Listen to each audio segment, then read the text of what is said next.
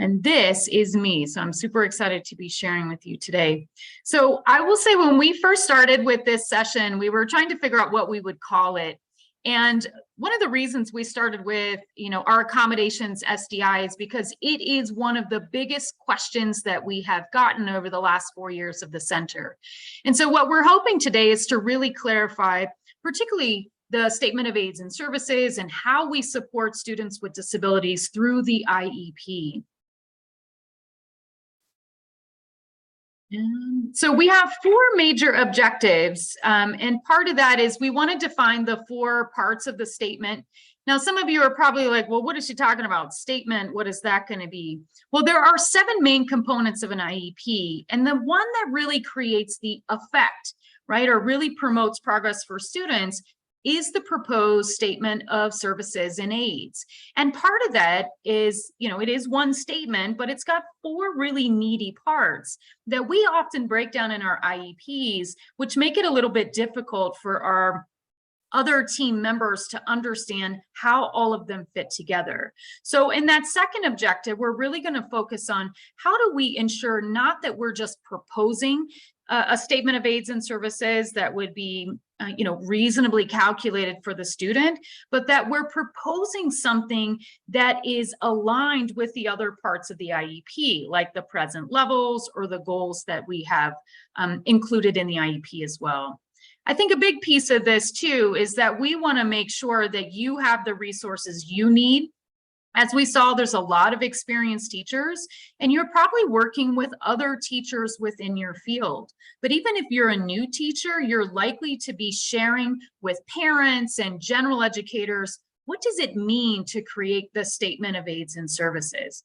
Now, as we move forward, you're going to be using that Padlet and sharing some of the maybe myths or questions that you have. And our goal today is to engage in a conversation with everyone to really clarify what is it that we need to know to really promote progress for students. There are a lot of resources that are available. We've uploaded some of those into the platform on the website, but there are some that we will use specifically for activities in today's session. So in particular are our IEP tip sheets. Now these break down what are those essential features or requirements of an IEP in a way that really make them understandable. They were designed for teams to really sort of say, oh, I get it. We're all on the same page, whether I'm a parent who's new to special ed or I'm a senior teacher who's been in the field for 30+ years. But we'll be using those for some activities that, really help us get to some of those inconsistencies maybe in our learning so that as a field, we have a high level of knowledge about our craft. Now, one of the things that's really integral to the AI or to the Progress Center is the Andrew F. decision. And the Andrew F. decision in 2017 really sort of clarified for us what our substantive obligation is. And if you think about our obligations for FAPE, we often think about the procedural components. Do we have the statement of aids and services? Do we have goals? Have we included parents in a meaningful way? That's something that I think a lot of our professional learning has focused on. But for those of you who've been in the field for a while, you're probably like, it's bigger than that, right? It's more about how do these parts fit together, particularly the statement of aids and services, so that what we're proposing to the parent and the student with a disability is reasonably calculated to enable the child to make progress in light of the child's circumstances.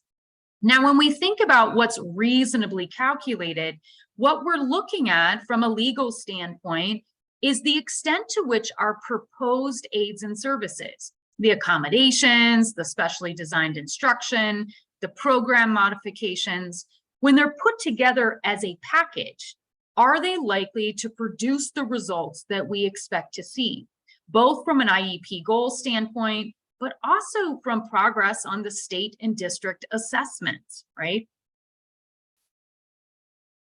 So there are things that we have found over the last 4 years that really allow us to promote ambitious growth for students with disabilities. And I think you heard a lot of it in our previous keynote panel. is that idea of high expectations. Everything that we will talk about today assumes that we have high expectations for students with disabilities. Because if I have low expectations, then what happens is I'm creating a statement of aids and services that will likely help the kid meet those low expectations. So we're going to assume today that we expect students to be able to access and benefit the same curriculum as their peers without disabilities.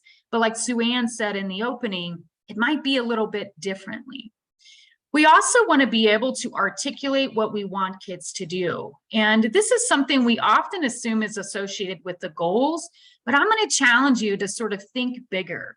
As we heard about in the panel, we have to be thinking long-term, post-school. What do I want this kid to be able to do? I want them to be meaningfully employed. I want them to have a healthy, relationships with peers, independent living.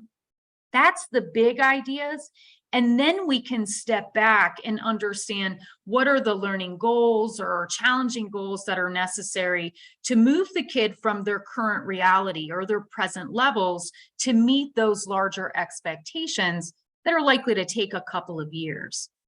The other thing that's really critical, and this is part of that belonging conversation, is that we have to know our students, not just what do their numbers look like in the present levels, but we really have to understand the kid. What are their unique circumstances? What are their strengths and the challenges that we need to help them overcome so that we can really think about what are the knowledge, skills, and strategies that are going to be addressed in our proposed statement of aids and services. And if the kid needs to be taught some skill, then that's where we look at our specially designed instruction. But maybe they just need some accommodations to be able to access, then we're going to talk about our supplementary aids and services. Now, when we think about progress in this IEP, what we're looking for is something that is internally consistent. And so I talked about the 7 primary components of an IEP, and it really does start with the present levels, you knowing your student, you knowing their needs, you knowing the context and their previous successes. And when we think about the PLAF, that outlines the primary needs that students are going to need to have addressed in that proposed aids and services. So what are the supplementary aids and services, the SDI that's necessary, and the related services the kid will need to benefit from their SDI. Now, we do know that the PLAF itself really helps us understand what are those annual goals. And those annual goals are addressing the few primary needs that result from the disability, right? So in a healthy IEP, something that can be feasibly implemented, we're probably looking for no more than 5 goals, big goals that we can address through our statement of aids and services. Now, when we think about the annual goals in our IEP, those are behaviors or skills and knowledge we can change. And the way that we change those is through the provision of specially designed instruction. So we're not just trying to accommodate and hoping the kid gets there, but we see this direct connection between those proposed aids and services, specifically the SDI, that will help the student progress.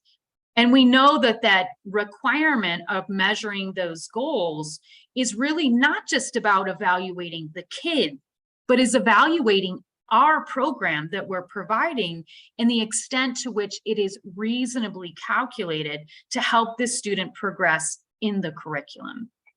So this idea of an internally consistent IEP is really at the heart of the Andrew F. decision, right? They're not just looking for whether we're, putting all the pieces together and the IEP looks good.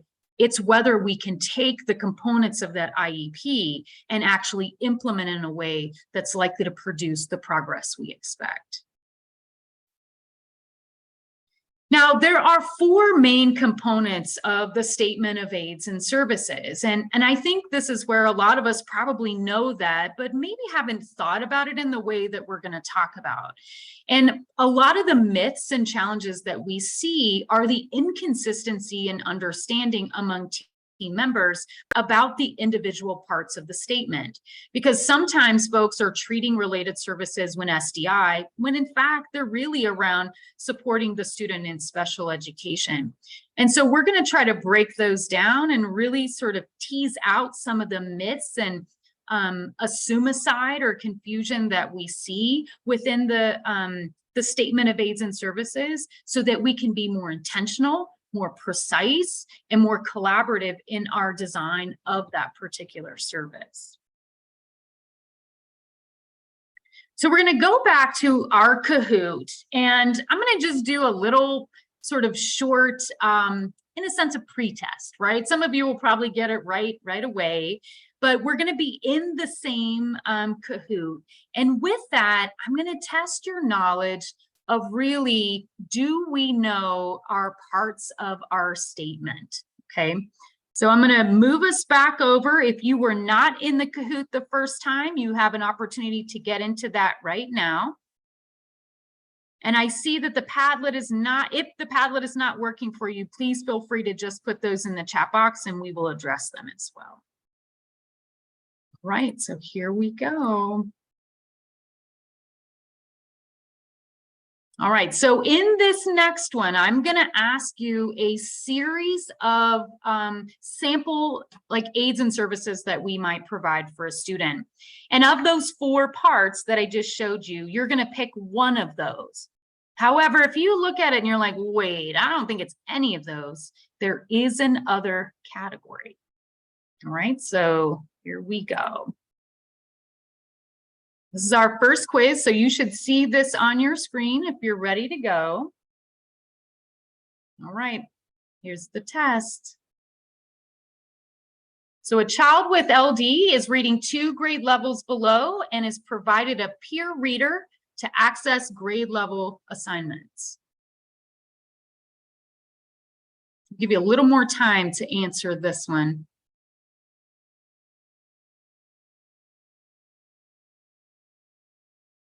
About 5 seconds.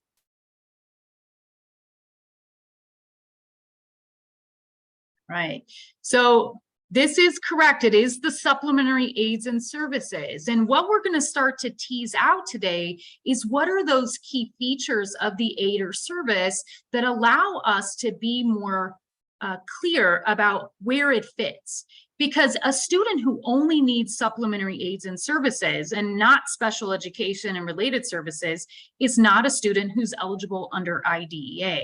So being able to distinguish whether it is SDI, and a couple of you said that, versus a supplementary aid and service can help us understand what the student needs and what, where do they provide those services, whether it's Section 504 or IDEA.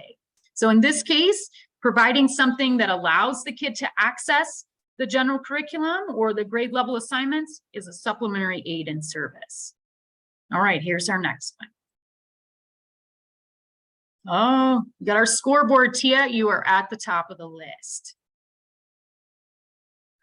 Okay, a general ed and special ed teacher meet monthly to develop programming, allowing a student with a disability to access the general curriculum.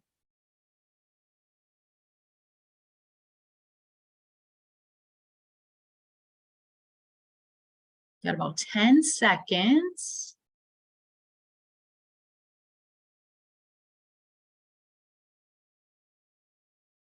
Oh, let's see how we did.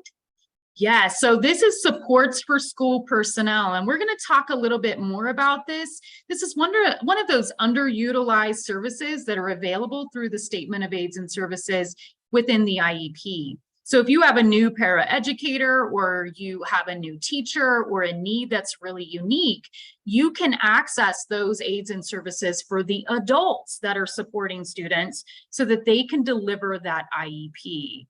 So kudos to you who, if you were able to get that. This is not specially designed instruction because it's not direct delivery for the student. It may help us in our design and of that, but in and of itself does not meet the requirements of SDI. All right, let's see who's in the lead. Tia, nice job. I see Blue Devil got up there. All right, this is our next one. So a student with a disability takes a required 9th grade study skills class.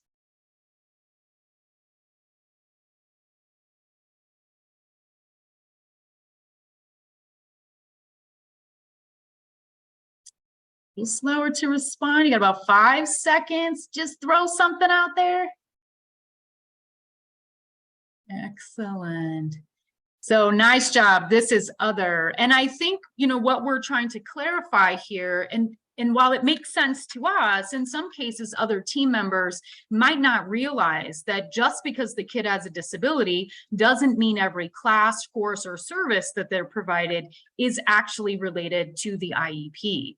That students with disabilities should have access to the courses that they need to graduate. And just because they have a disability doesn't mean it's a service within the IEP. The thing that really, I think, clarifies here is that required component, meaning everybody's taking it. It's not unique to the child's needs, and it's not addressing the impact of the disability. Now, something you're probably thinking, like, well, my kids take, these study skills classes. We can use that class in which to deliver the SDI, but the class itself is not SDI. Right, I think we have one more before we move on. Oh, Leah took the lead. A student is taught how to use manipulatives to address an organizational deficit identified in the evaluation report. What is that?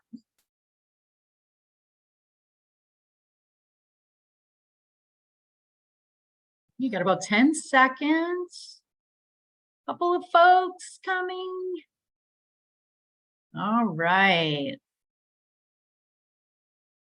Great job. Yeah, so in this case, some of the key words are the taught, and that we're addressing a disability-related need.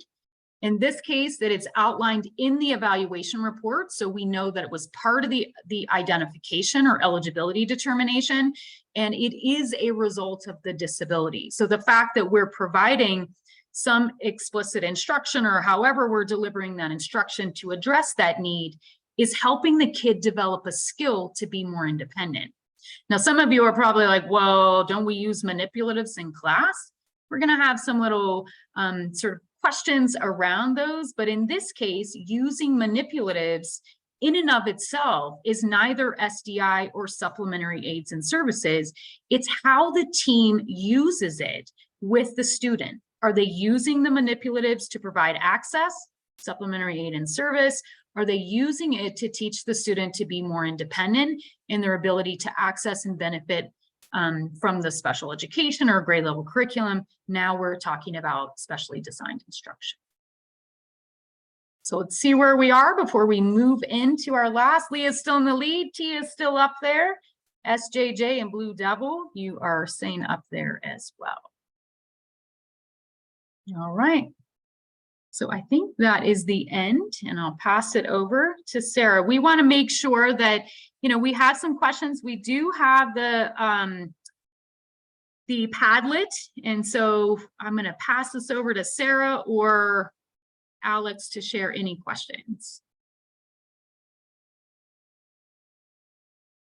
All right, thank you. We had a question come in, and it says, is SDI the same meaning of SAI, specialized academic instruction? That is what we use in California. That is a great question. So this is where IDEA comes with the bare minimum of what every state needs to do. And then what happens is states can sort of extend beyond that, create new terminology or clarification. So for example, in some cases, a kid with an emotional or behavioral disability may have a different eligibility determination label.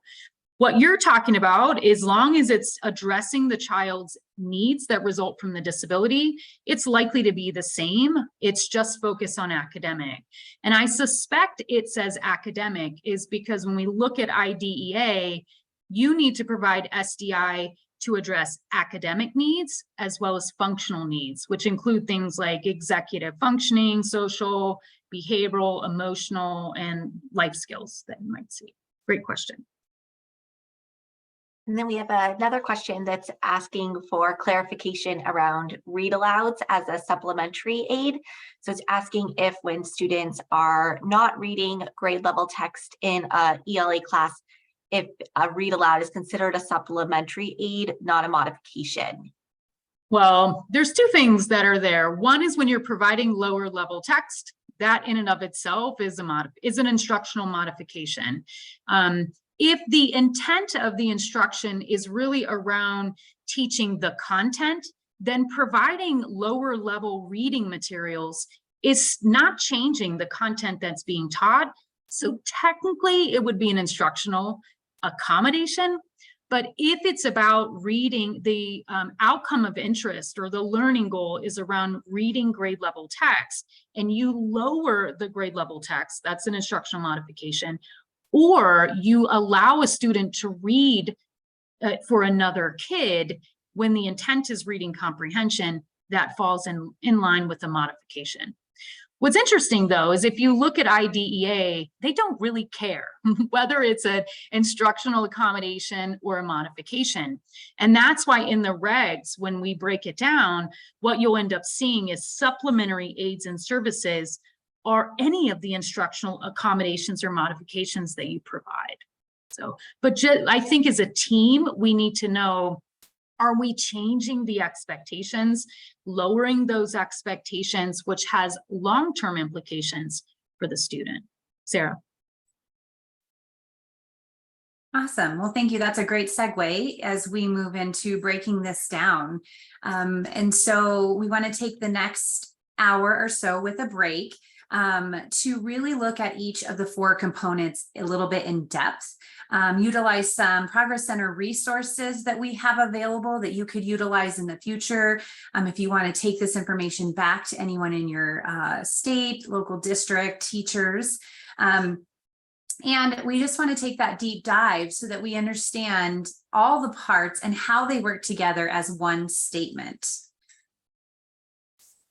So as Tessie said, we need internal consistency in our IEPs, and we have our components that we have laid out under IDEA, and the statement of special ed and aids and services is the focus area for us today. We're going to look at how does this statement impact our present levels of performance, our measurable annual goals, and how do we monitor progress as we move through this. So we're going to take a second. Katie is going to put a link in the chat to the tip sheet, the overview statement of services and aids. And I'd like you to pull that up on your computer. I will flip to the next slide if you don't have an ability to pull it up so you can see it. But I want to give everybody a second to read the question.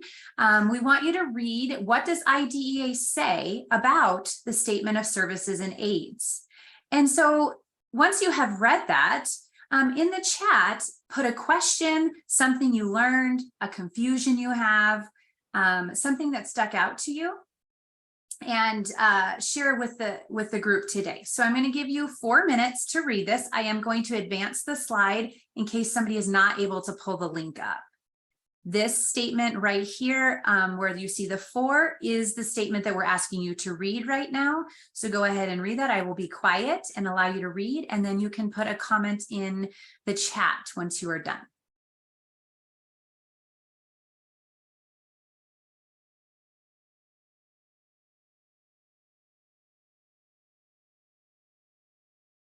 Okay. So as Tessie just stated that she loved to see that quite a few people picked up on peer-reviewed research, and several questions came in as, do we use that? What do we do for that? And we do use that. We want to ensure that the quality of which the services we're providing is based on peer-reviewed research. Sometimes we don't always have that available to us, and we have to do the best we can with what we have. Some of the other things that people picked up on was the fact that this also included extracurricular activities, and also supporting students outside of just the classroom setting. Many people were picking up on the 4 major components that are also highlighted there, as you can see. One thing that we like to point out is that each one of the four components are connected with the word and. And the word and means that all four are available to any student. And oftentimes as IEP teams, we need to make sure that we're addressing all four. Not every student needs all four. Some may only need two, some may need four, but we want to ensure that in order to have one statement of services and aids, that we have addressed all four and considered all four areas as we construct the programming for the student that we're working with. In addition, many people, depending on how your IEP is designed, believe that SDI, or specially designed instruction, is actually its own standalone. And if you look at this, you'll find that SDI actually falls under special education itself and is not a standalone, and it is a part of the statement of aids and services. And we're going to break that down here further. Tessie will be doing that in a few minutes, and talking about how does that connect a student back to the general education curriculum? How do related services support special education services? Where do supplemental aids and services fit into this picture? And what are program modifications and support for school personnel? And what does that mean for the team? It's critical that as we think about this moving forward, is that each of these components are brought together to develop the entire program for a student. So this is one program and not isolated components. And depending on how your IEP is constructed in your local district or state, sometimes it feels like these are isolated elements, but together they should all connect and be based off of the present level of performance, which indicates the needs for the student. Sarah, can I just share something? Because I think a lot of people don't understand why IDA regulations look the way they look. But if you think about how eligibility determination is made, a student must need special education and related services. So those are often seen as a chunk that goes together. So that's why we see a lot of those ands. If a student doesn't need special education and the related services that go with it, then they're no longer, or they're not eligible under IDEA. So I think that's, that the language and the construction of the regs are not always that great. And we are looking for your questions or comments about how are you interpreting that? But I just wanted to make clear for folks on the call that that's why it's listed first in the construction that it's listed. Thank you. Great point. So as we dig a little deeper into the overall statement, we want to look at what is the purpose, and many of you picked up on this and stated this, but the whole idea behind our statement of services and aids is to ensure that we are making advancing the student towards their annual goals that we have constructed. You saw that several people said, wow, I didn't understand that the statement of aids and services allowed the student to participate in those extracurricular and non-academic activities. So teams have to, when they're developing this statement or the bigger programming for the student, consider how does the disability affect that student's ability to participate in those non-academic activities. Non-academic activities could be a program put on by the school, lunchtime. Extracurricular activities, we think of sports, but it could be a club or organization that they want to be involved in. It could be a field trip, all sorts of things that happen for a student. And oftentimes we think of services a student may need, but we really focus on just the classroom and the instructional piece, and we don't look at the bigger picture of the entire access to the school day and the school activities. And then we also want to be sure to educate the student with students that do not have disabilities to the extent possible based on the student themselves and their ability to be with non-disabled children. That's where our least restrictive environment statement comes from in most IEPs. And it's critical to be to build this statement with all of these in mind.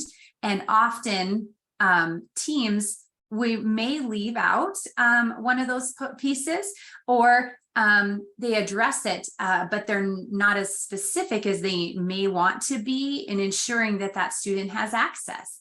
And so by understanding how IDEA breaks this down, it helps us understand all the critical pieces that we should be thinking about as we develop the IEP. So I want to take a second and look at this 6th grade student that has a learning disability, and it impacts their ability to code and be fluent in their reading of connected text. So when we think about one statement that looks at a student and their ability to have a program, we can see that we have SDI developed for the student. The student has related services. There are supplemental aids and services and program modifications or support for school staff that allow the student to access and benefit from the general education setting at all times. So this student is requiring those 30 minutes of direct instruction, and it will be taught by the special education teacher. They have related services that are going to support those 30 minutes of direct instruction from the special education teacher while they're working on that dysfluency and stuttering. They're going to have audiobooks and peer reading that support how they access the general education environment and curriculum. And then we want to ensure that the special education teacher has the training to implement the program that they feel will best address the phonics and reading fluency. All 4 of these pieces work together for that one statement. So let's look at a high school example. This is a 9th grade student with an other health impairment that impacts the student's ability to attend and manage sensory input. So this student has different needs in each area, but still has services that warrant addressing in all 4 components. Again, we have SDI. Our related service provider is going to support what is happening in the SDI instruction, or that explicit instruction.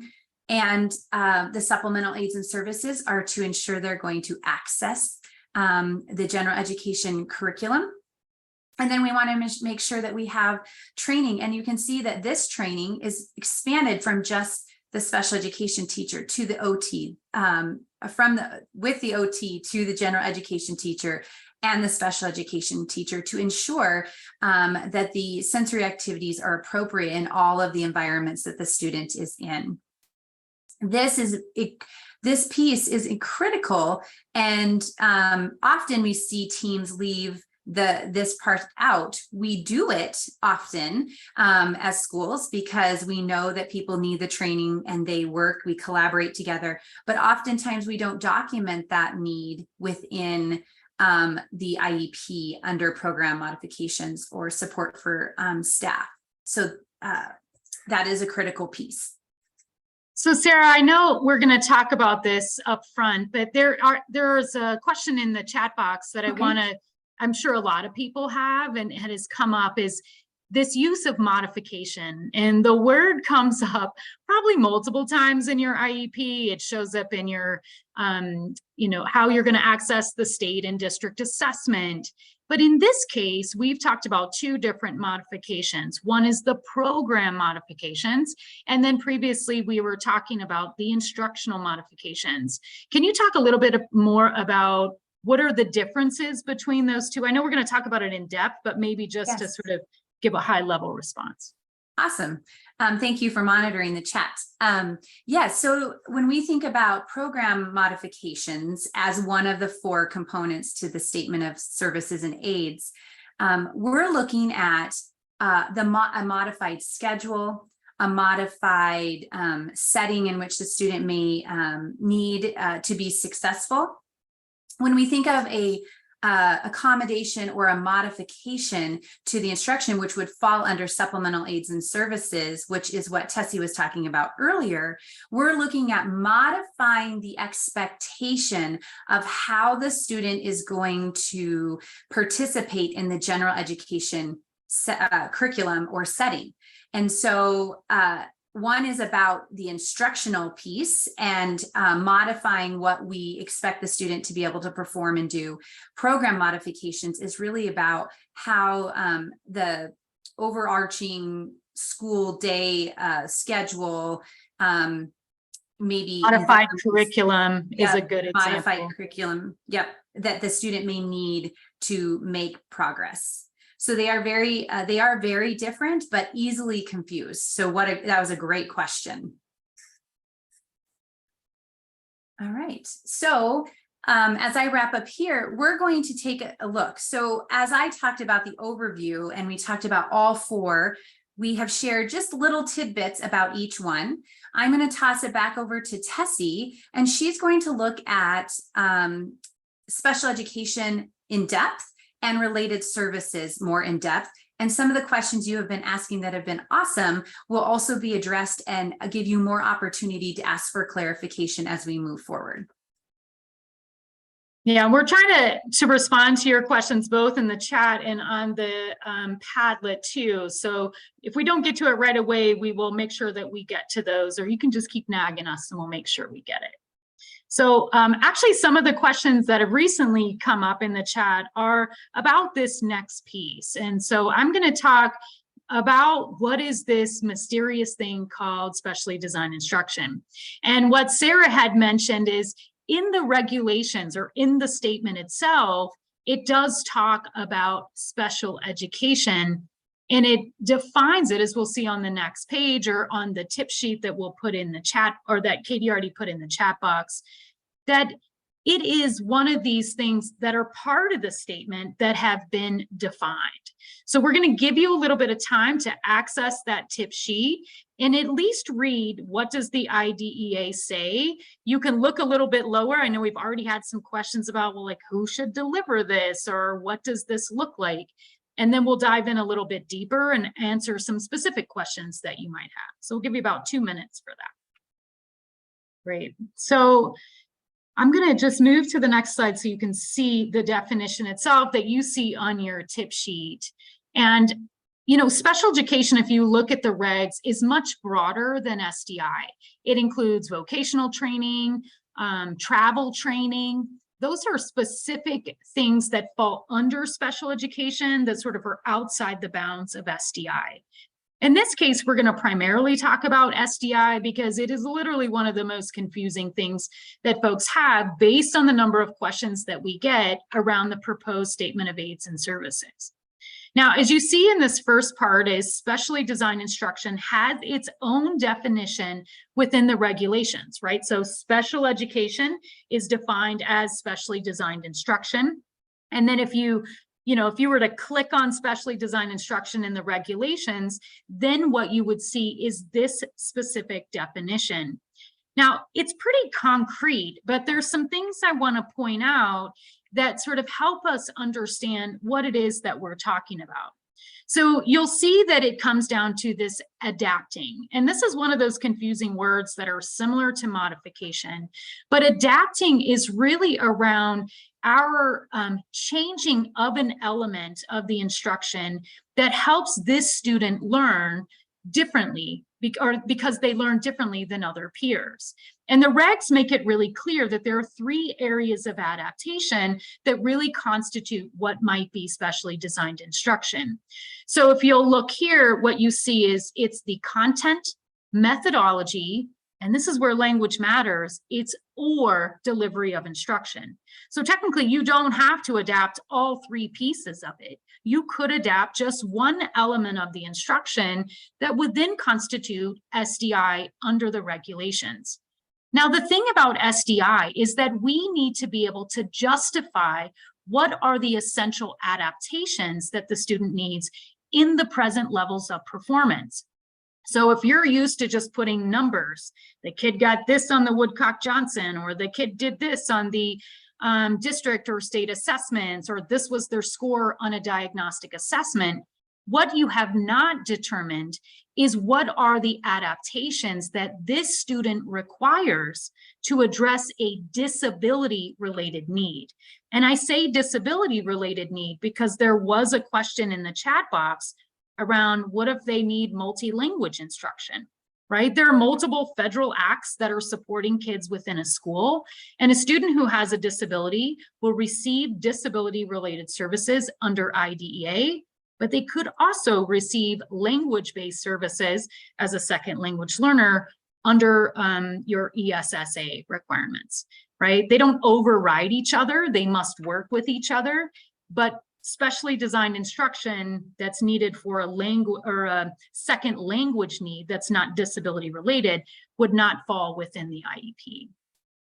Something else I want to point out is if you look at specially designed instruction is its purpose, and it's to address the unique needs of the child from an instructional standpoint, not just academic instruction, but the regs make it very clear that it's academic and functional needs.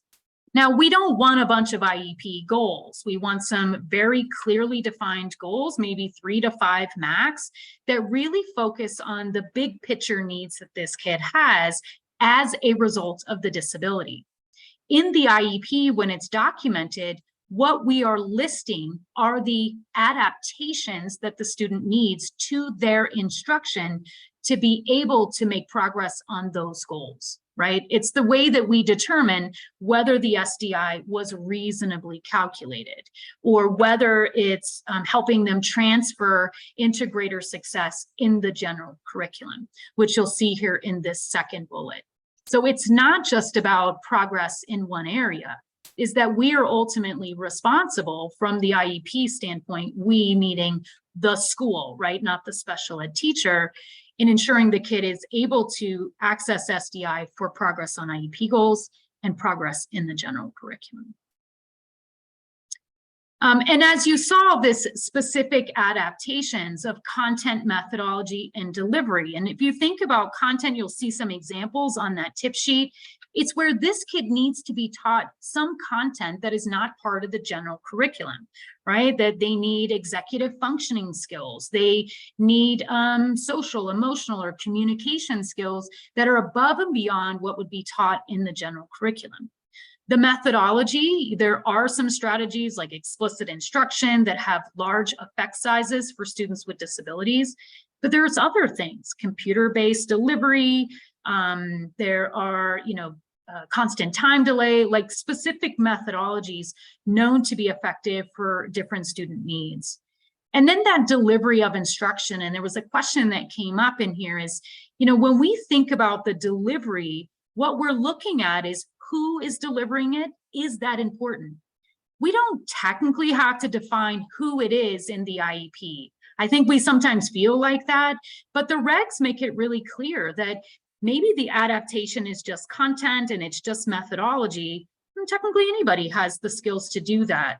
But as some of you have pointed out in the chat box, in some cases, a very skilled teacher, like a reading specialist or a math specialist, may be in a better position to deliver those services. Same thing with where. It doesn't all have to be in the same place. The adaptation could be for this kid to be able to benefit. It is in a special education classroom, but it could also be in the general ed classroom in a transition location or in some other space. And then when that instruction occurs is also part of that adaptation. Now, when the delivery, oh, go ahead.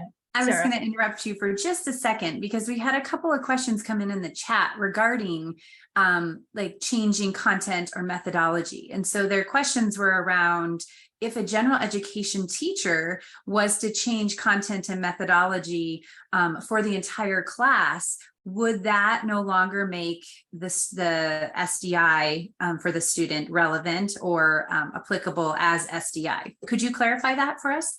So technically, the IEP outlines what are the adaptations, right?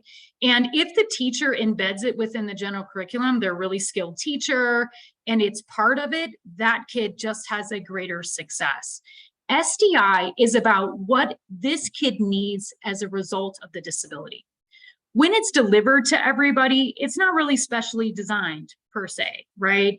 And it's the same for UDL. UDL is universal in nature. It's not unique to a specific child's needs, but that adaptation could address a disability-related need. And the way that the school district or school determines how it's delivered may be a very efficient way. And if everybody did that, then the kid probably wouldn't need specially designed instruction because they would have full access and benefit from the general curriculum. So great questions.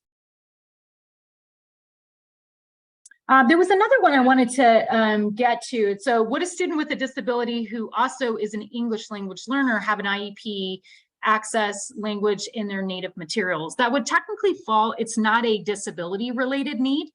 And this is where if you look at the regulations, and your states may have different guidance, but the federal level, what we're looking at is 2 different federal programs are coming together to support that student who has disability needs, disability related needs, and second language needs. So one doesn't override the other.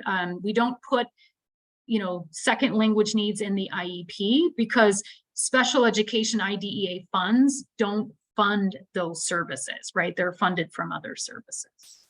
But the IEP takes into account those services, just like those services take into account the disability.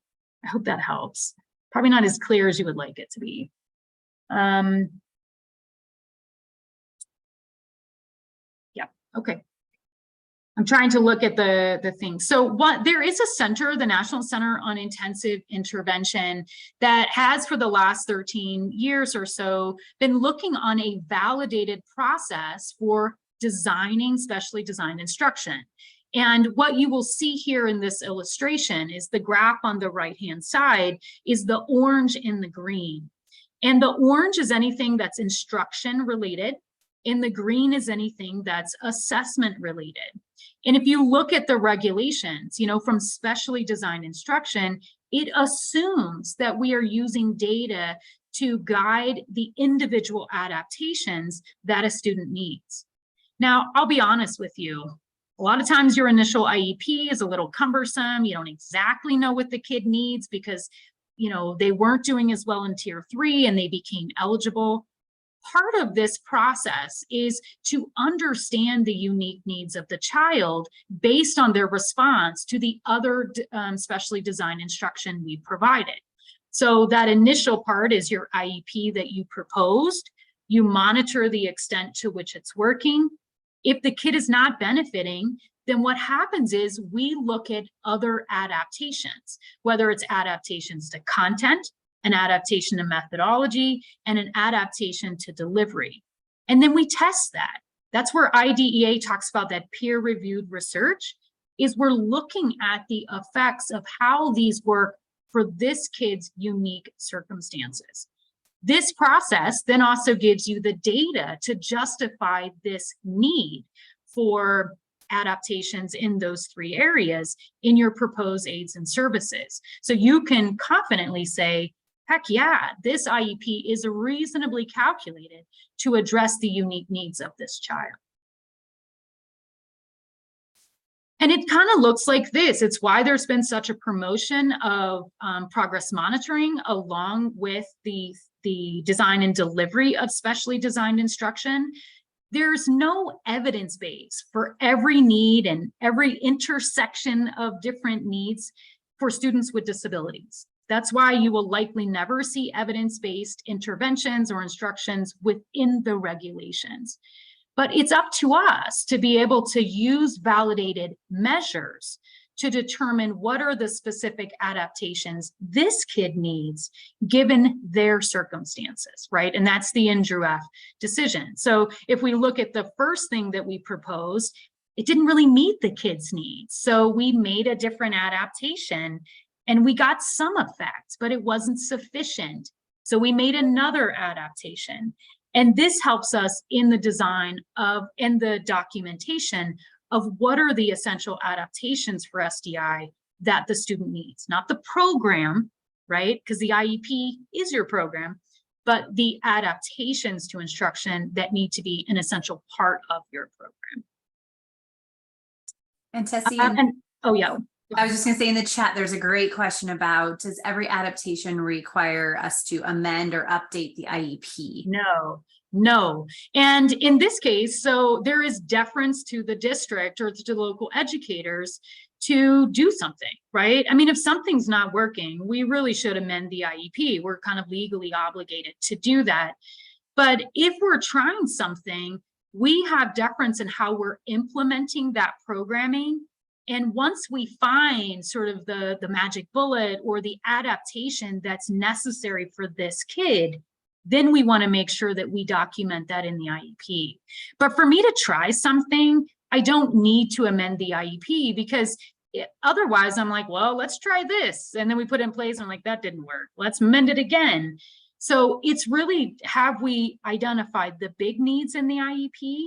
And then the extent to which we're trying to document and understand the specific needs for that student. Yeah, so Catherine's mentioning in there is that, you know, making a lot of those amendments, and that's not necessary. I don't know that that's maybe the most efficient and effective way. If you think about the design and documentation of SDI, you can create those big buckets. For example, I think about my own kid who has pretty severe dysgraphia. He needs explicit instruction in writing strategies.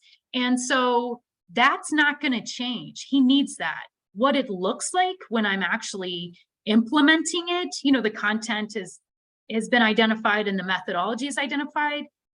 I can then, or his teacher can make the adaptations of what it ultimately looks like. But I don't have to have extensive detail in the IEP, because kids with disabilities needs change over time, and it needs to be flexible enough to address the needs of the student, but allow the teacher to be able to adapt that as those needs evolve.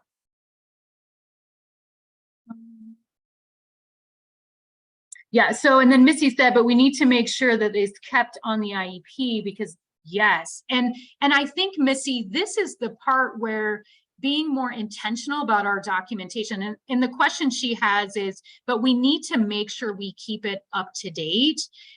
So if the student moves, and we see a lot of IEPs that say 30 minutes of specialized reading instruction, right? That doesn't tell me what the adaptations are. And so when that kid moves to the next setting, or, you know, a new teacher, it doesn't mean they're going to design it in a way that meets the student's needs. And that's where we talk about the SDI, is what are those adaptations? This kid needs small group one-on-one because he's easily distracted. This student needs explicit instruction with at least 15 opportunities for practice because he's got bad memory, right? Like, though, that's what we're talking about, is what are the essential features of the SDI and how it looks in practice. There is some deference to the local educator. I think I'm going a little bit over my time, but that's okay. I'll make it work. So I do want to just come back to what I shared when Sarah was talking, as we look at that definition of the statement of services and aids, and that first part where it says special education and related service, that is in line with what are the requirements for eligibility determination under IDEA. Right? It's that, yes, you meet one of the 13 disability categories, the data, you know, whatever data you use for that. But ultimately, the determination is the extent to which you need special education, which we just defined as you need instruction that's adapted for the kid's unique disability-related needs in one of those three areas. And then coming back to what we talked about, the regs make it very clear that it's not due to poor instruction. That would be an over-identification, or limited English proficiency. So we have to pull those apart because they are addressed through different services available through federal programs. So I'll just briefly do the related services, partly because there were a couple of questions that have come up specifically around parent services. And I just want to point out there is also a related services tip sheet. I think a lot of us are like, oh my heck, I know all those related services, but everything that you see in this tip sheet is specifically mentioned in the IDEA regulations. And I think it's helpful to sort of look through those, because a lot of you are like, we don't have that in my school. And in some cases, you don't have to have the service provider, but if the student has that need, you need to provide the related service. So I'm going to give you 2 minutes. And Deborah, I will answer your question when we come back, because it actually comes back to MTSS and how we use the DBI process from the previous slide. I look at Catherine, thank you for saying recreation services. I actually was a certified recreation therapist, and I worked in schools here in the state of Utah. I also did adaptive PE services for a period of time. And I think a lot of folks don't know. L.O. Brown, or Low Brown, or however you say it, I think, and Lacey also mentioned it, is the round the parent counseling. And there were some questions on the Padlet around where do parent services fit. And those parent services are considered a related service. And it comes down to the purpose of a related service. And if you were looking at that, the actual language from the regulations, the purpose of related services is required to, that these are the services required to assist the child to benefit from special education, right? And that's why in the statement of services and aids, you see special education and related services as a chunk, right? Because you wouldn't have related services just on your own. Because if a kid only needs related services that do not constitute SDI, that's a kid who likely needs a 504 plan and not IDEA. So the related services are not standalone. They are meant to assist the kid from benefiting from special education. And that's where you would see that parent training is, I'm going to train the parent on the unique needs of their child, or how to support their child in those specialized services. So there is a question, and Alicia, I'm actually going to get to that, because in some cases, like some of you have like speech only kids, there is a time when the services constitutes adaptations of the instruction for content, methodology, and delivery, which then change it from a related service to SDI. And speech and language services are often the most common, as well as adaptive PE services to benefit from general special education that we might see it.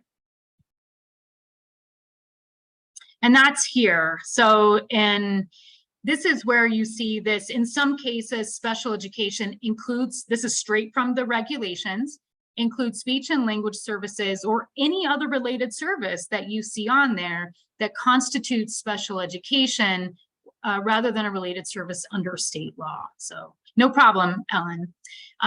And so, I provided the example for speech and language, physical impairment, and this has come up in the case law, is where a student with a physical disability who does not need academic instruction has sometimes been denied FAPE.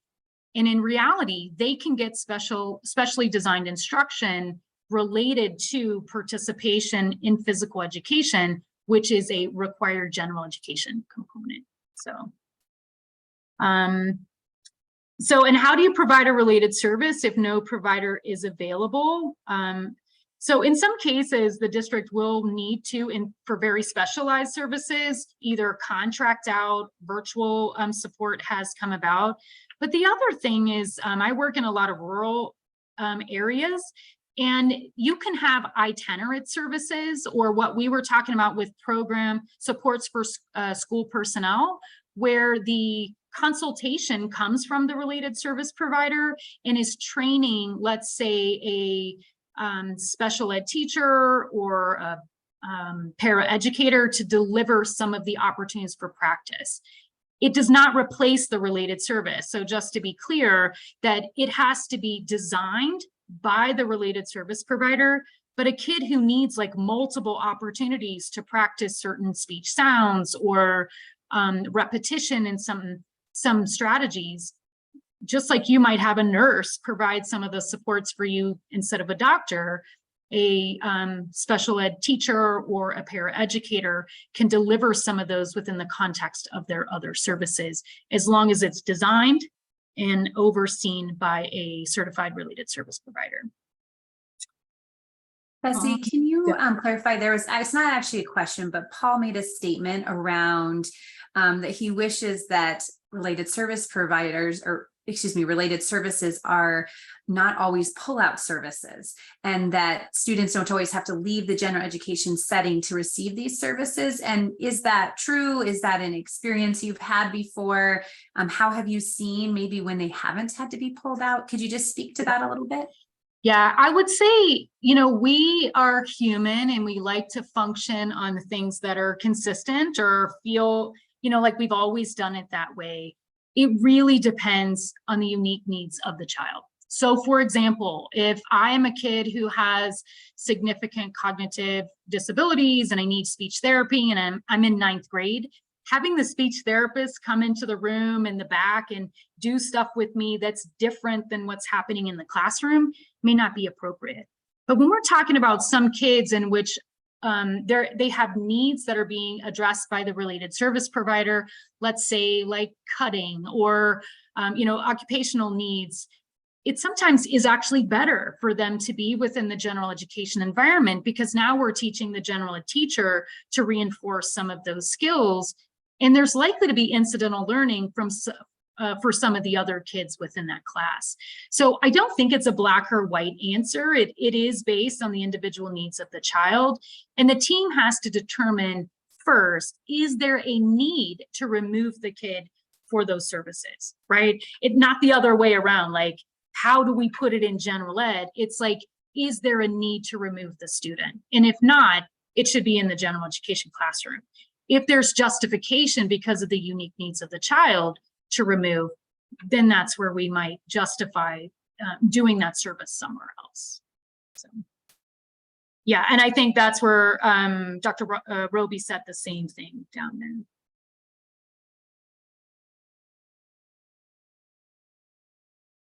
Yeah, and I just want to come back to what Ellen said, is this idea that parents can and do teach teachers some skills. And in the opening session that did come about, is that's why the IEP team is not just educators. It includes the family member. And to be honest, I have 2 kids with disabilities. They are very clear about what their needs are. And I do think this is where, by empowering students to understand what their needs are, they can say, I don't want to be pulled out for speech therapy, or I do want to be pulled out for speech therapy because I can't focus, you know, or parents teaching the teacher how they help the student self-regulate. I do a lot of that for my kids' teachers. And, you know, this is the way my kid has learned how to manage their frustration. And it would be great if we're on the same page. So it definitely is both ways. And to Ellen's point, that's why training is both for school personnel, which Sarah will talk about in that last part, as well as for parents in the related services section. Yeah, Ellen, I think so. And I will just be honest, we've been in this field, well, this is with the center for about 4 years. And I think we have sort of assumed, we have this very deadly disease called assume-a-side, where we assume the parent doesn't know, so we don't do something, or the parent assumes the teacher doesn't know. And we have got to remove a lot of that and be more clear in our communications. And some of our trainings that we've done, particularly around the present levels of academic achievement and functional performance, this is where it all starts. Because if we did not collaborate and gather parental input and student input into the development of that, then we're definitely not going to have it in the proposed aids and services. So I think that's where, you know, we're talking primarily around where we see the biggest misconceptions, but it all starts with that first part.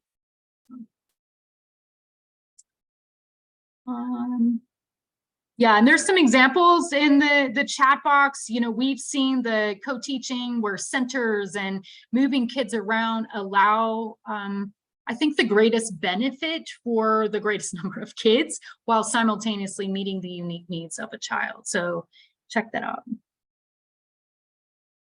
Oh yeah, and Laura, yeah, and I think, you know, it's been in the regulations for a very long time, almost like 35 years or so.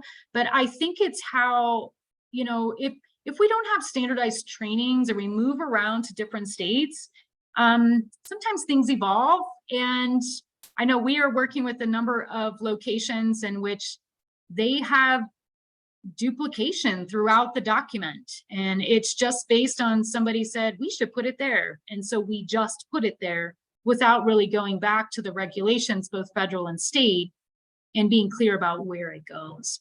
So, and that's kind of what this session's about, is to sort of surface some of those so that we can start thinking about how we provide more precise services for our students.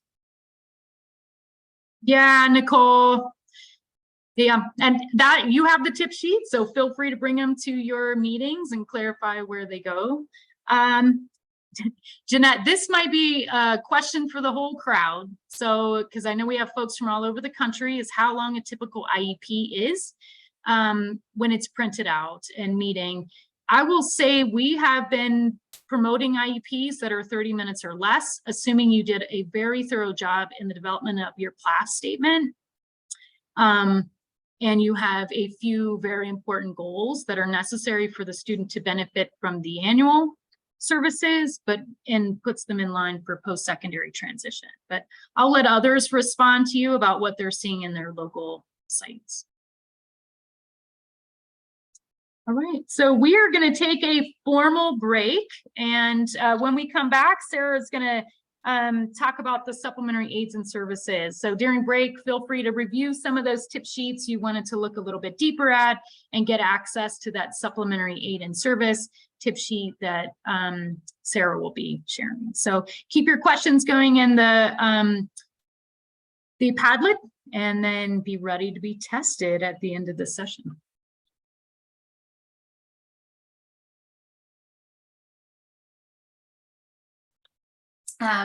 What I'd like to do is we're going to look at the last two components of the statement of services and aids. We're going to really focus on supplemental aids and services. We've had several questions. We've been answering questions already about that area, and we're going to dive a little deeper into this. So please continue to use the Padlet.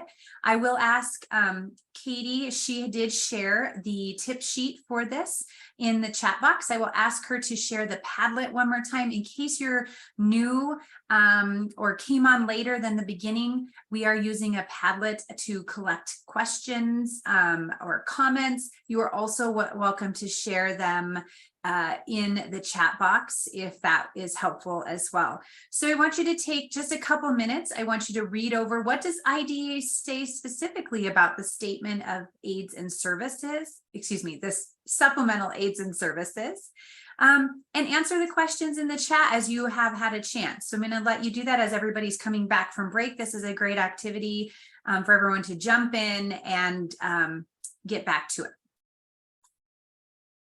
As you're reading through the supplementary aids and services tip sheet, this is probably the second most confusing part of the statement of aids and services. Between SDI and the supplemental aids and services, we have a lot of questions about, is it SDI? Is it an accommodation? Is it a modification? Does it fall under supplemental aids and services? And so be thinking about how those questions may arise for you as you read this, and share them in the chat, because likely other people have similar questions.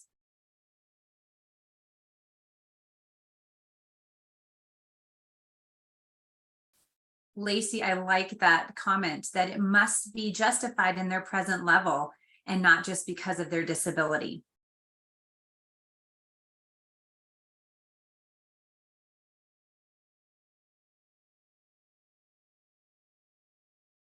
Somebody's asking, is this an exhaustive list? This is not an exhaustive list. This is what are some of those areas, but it is, OSEP has provided clarification around that there could be additional supplemental aids and services that are not listed that aren't needed for a student based on their unique circumstances. So this is not exhaustive. Great question. Yeah, and I will say it's not exhaustive because every kid's has unique needs. One way to think about it, though, is does it help the kid access and benefit from the general curriculum? And I say that because something that's coming up that we're starting to see, in conversations is around artificial intelligence. And we've seen that come up in the CEC listservs. OSEP has been collaborating with the Office of Technology. And these are areas that are not addressed in the regulations, but may have potential benefits for students with disabilities and their access.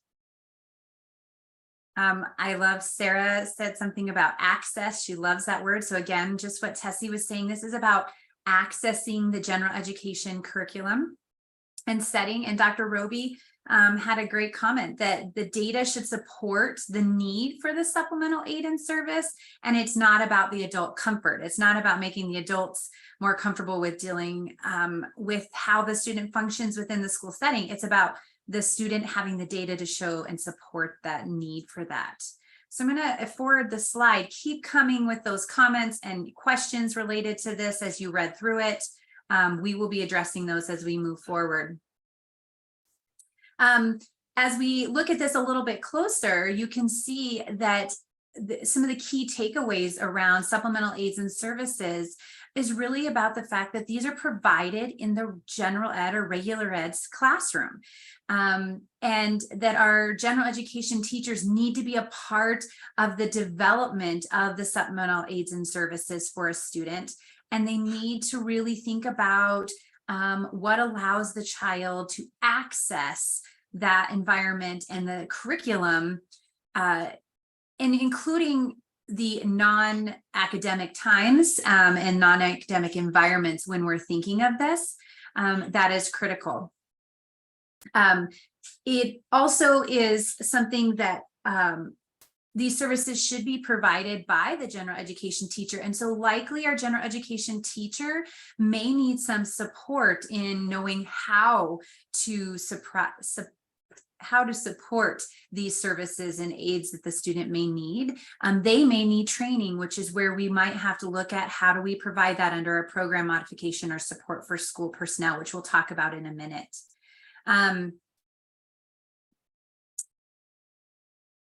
And it's saying, how are these services measured? And so when I think that question is relating back to how do we have data? And it's not necessarily that you're measuring progress on this. You are able to measure it by saying, if I give this accommodation, or I provide this modification, or I provide this aid or service, the student is now then able to participate like their non-disabled peers in that curriculum, in that setting or activity.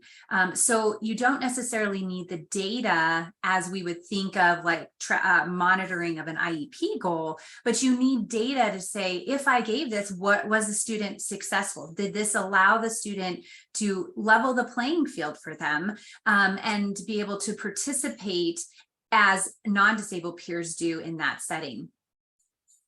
So as we move forward, let's look a little bit closer into the difference between accommodations and modifications. Although many of you today may understand this very clearly, Progress Center has found that there is a lot of misunderstanding, especially in the general education world, but even in our special education staff members around what is the difference between a accommodation and a modification.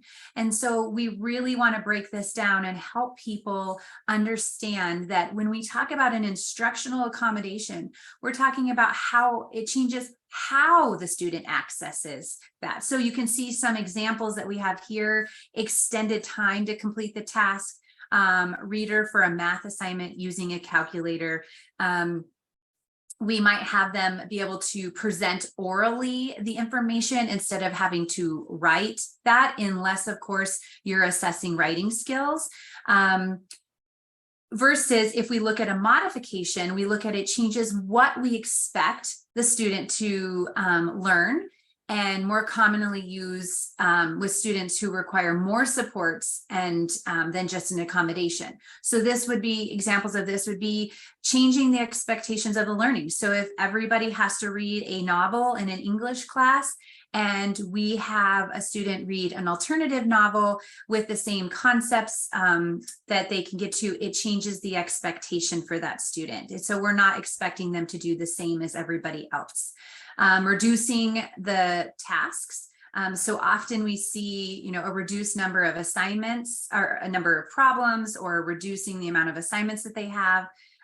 Readers for reading comprehension activities. So when we are assessing someone's reading skill, but we provide a reader, that is a modification. So if we go back to what I said about writing, and I said we use the idea of presenting material orally, maybe in a science class, that's an accommodation. If it's a writing class and they're having to write it, but the student is orally speaking their assignment, that would be a change in the, that would be a modification. So be changing what we expect of the student.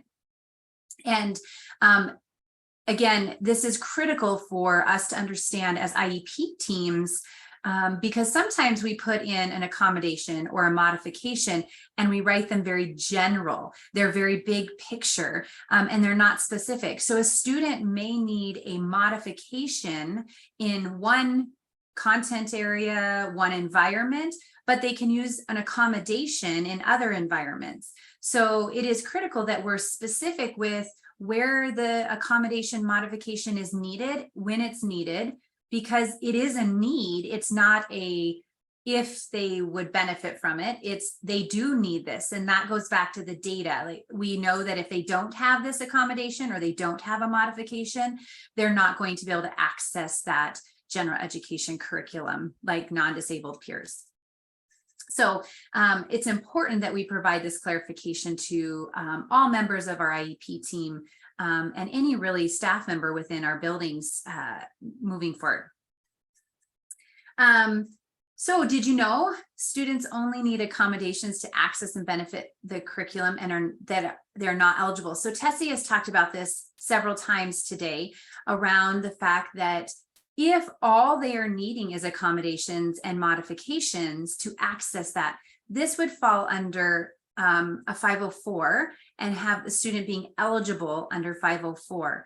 We really have to get back to what we consider the SDI. So Tessie spent a lot of time discussing SDI, and what is specially designed instruction for that student is where special education services come in. And we have in other slide decks a slide that says SDI is what is special about special education, because that means they need something very specific instructionally for their disability.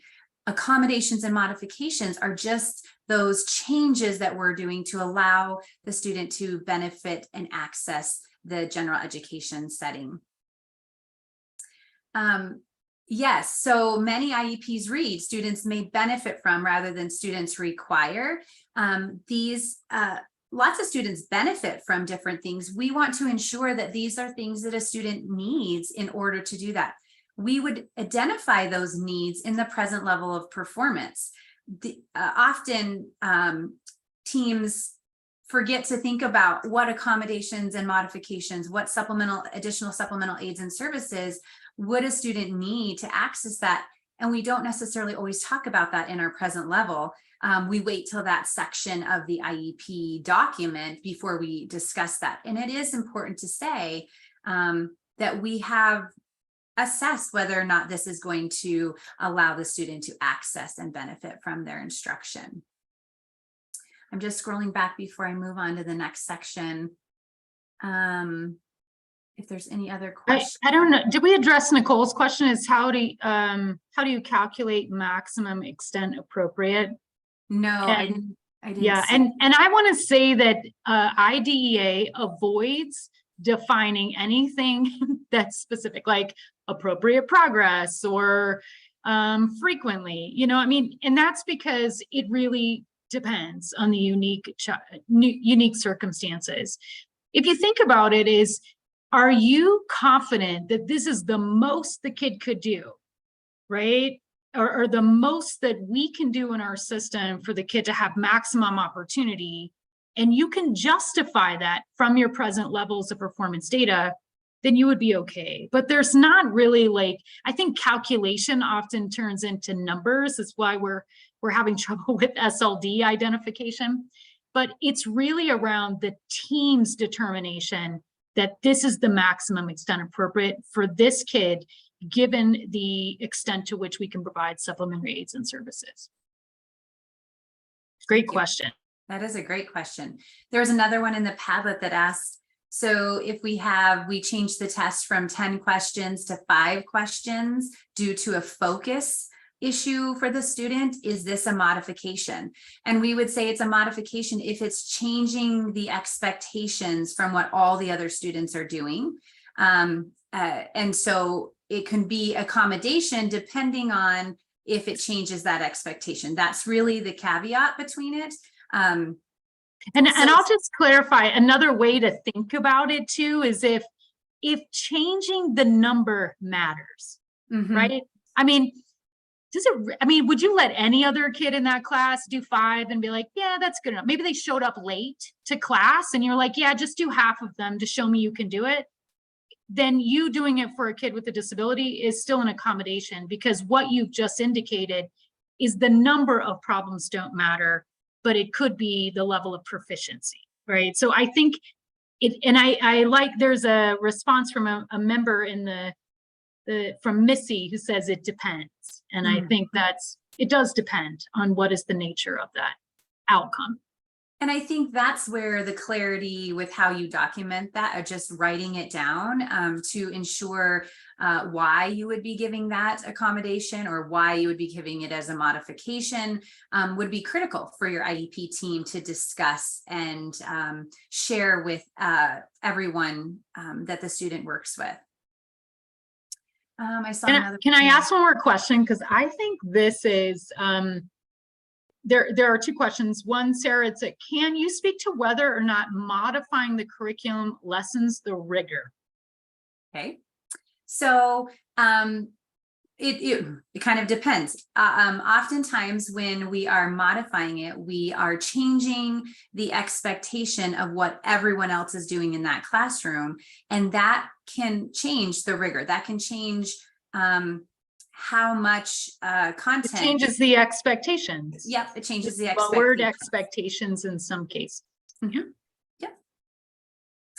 There's another question too I want to put out there, because I think this speaks to some of the myths that we sometimes see. And it's that, what limitations do teachers have for accommodating any student in the class? And I do want to address this because I actually did a presentation for Text Help, which provides speech to text or text to speech for any kid. And we often think about, we're only allowed to accommodate a kid who has a disability. But let's say your kid was sick all last week and they showed up this week. You could accommodate them, right? To help them get caught up. You could shorten some assignments to make sure they get through the content. That's okay. It's when you believe that the accommodation is necessary because of the impact of a disability, then you are required to act, right? And that's where you determine, do they also need specially designed instruction? That's when we're talking about IDEA. Do they only need the accommodation? That's 504. But if all your kids came back behind grade level from COVID and you need to do text to speech for most kids to get them access and benefit from the curriculum, those things are okay, right? And it's really around why you're doing it that you need to attend to. Hopefully that helps, but it was a great question. It is a great question. The other point I want to make, and I think we've kind of already answered it, but I want to reiterate this, and Tessie, feel free to jump in. But we often get questions around, well, the student, because of their disability, needs this accommodation and it's in their IEP, but the teacher then provides it to all the other students or another group of students. And so teams often get worried that then that no longer is an accommodation for that student because other students have that accommodation. And I often speak to this, and Tessie, you can clarify if you need to, but I speak to that as if it's still an accommodation specific to that student's disability, then it is still an accommodation that needs to be in the IEP. And it's okay if the teacher provides it to other students. Just like Tessie was kind of stating before, it's all about how the student's disability is impacting their ability to access that in curriculum. And that teacher might do it in that environment, but they might get to a different teacher who does not necessarily provide that to other students, but that student needs it and requires that to benefit from that curriculum. So I think that last part, Sarah, you just said is worth repeating. It's that, you know, in the ideal world, it would be awesome if kids with disabilities didn't need the accommodations because the general curriculum was so accessible. But we know that that's not necessarily the case. So the IEP outlines the accommodations that are necessary to address the impacts stemming from the disability. And if the general ed teacher is using UDO and amazing strategies that it's increasing access for every kid, then the need for the use of those accommodations is lessened.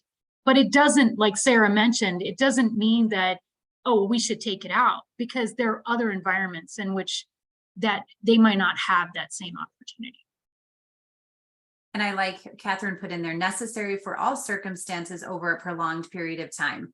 Yes, and impacted by their disability would add to that. So thanks for sharing that.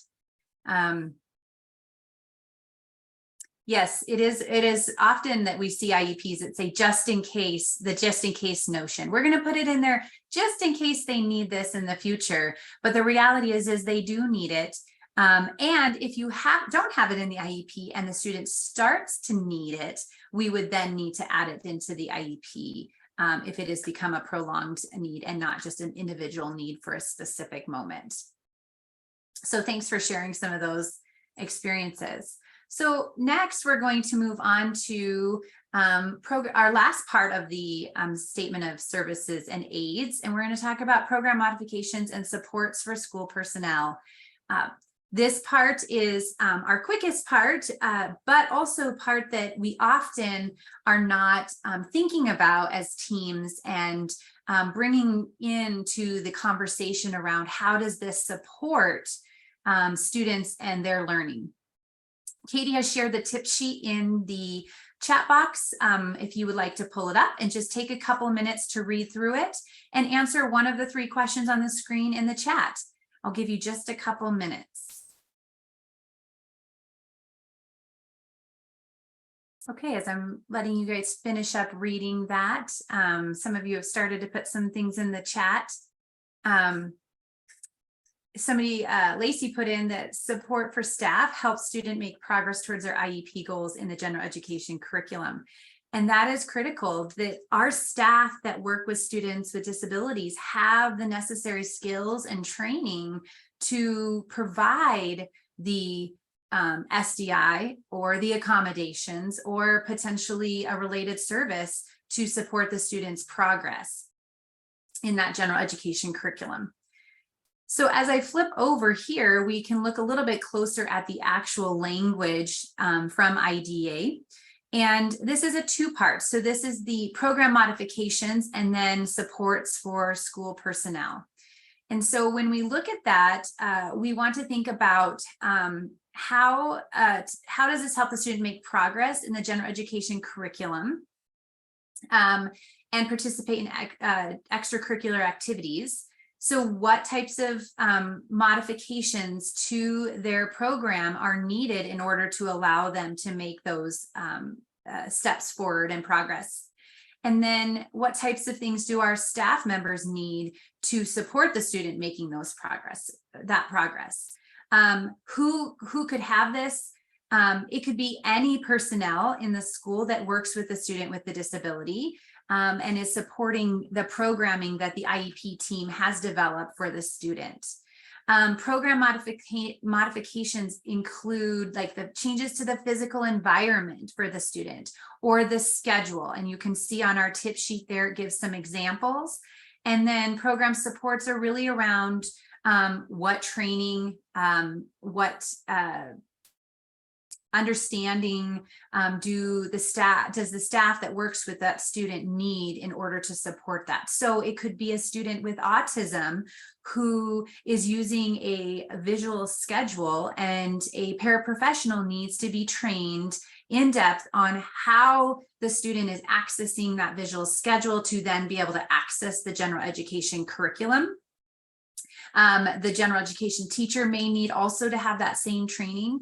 We often see teams think of this when we're talking about a student who has a physical disability. A student may be in a wheelchair and they have to have stretches. And so the PT may come in and train a paraprofessional, a special ed teacher, general education teacher, how to perform those stretches correctly. Those are all types of things. But we also need to think about those situations that are a little less common when we're thinking about training. So when we have students with specific learning disabilities or those non-visible disabilities, what types of programs are we using and training do people need to use those programs? So our special education teachers walk into a classroom full of 3 or 4 different items, and do they have the background and knowledge to be able to use those to make progress with the students?